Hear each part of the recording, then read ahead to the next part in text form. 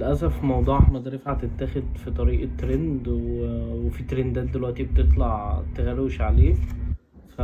فهو بقى ترند والناس عاملاه مادة، المحامي بتاعه يطلع يقول كلام، الوكيل بتاعه يطلع ينفيه، أخوه يطلع ينفيه.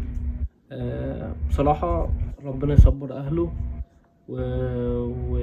ووجهة نظري يعني الحقيقة مش عبان دلوقتي، يعني كمان بقى ربنا يدينا ويديكوا طولة العمر كمان 10 15 سنة، هيجي حد بقى في ساعة تجلي يقولك 1 2 3 القصة من أولها لحد آخرها، وساعتها احنا هنعرف بقى الدنيا بقى، ده لو احنا كنا عايشين ساعتها.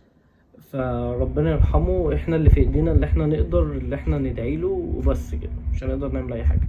حد يركز مع ابراهيم فايق، لو لاحظت ابراهيم فايق بقى تايه، يعني هو بقى شغال في الاعلام بقاله كتير، بس خلاص يعني بص خلاص هو تايه، يعني انا تايه من وسطكم، انتوا بتوع سياسة وانا تايه. وبرضو احقاقا للحق لازم نشكر هاني حتحوت جامد جدا.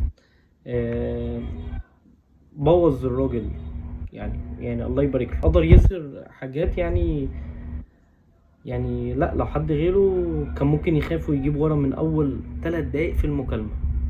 ده قعد يحاوله حوالي 45 دقيقة ولا 48 دقيقة في الرينج ده.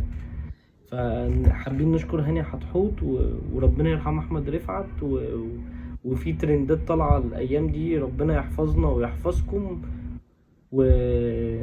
والترندات دي عشان تغطي الموضوع بتاع احمد رفعت.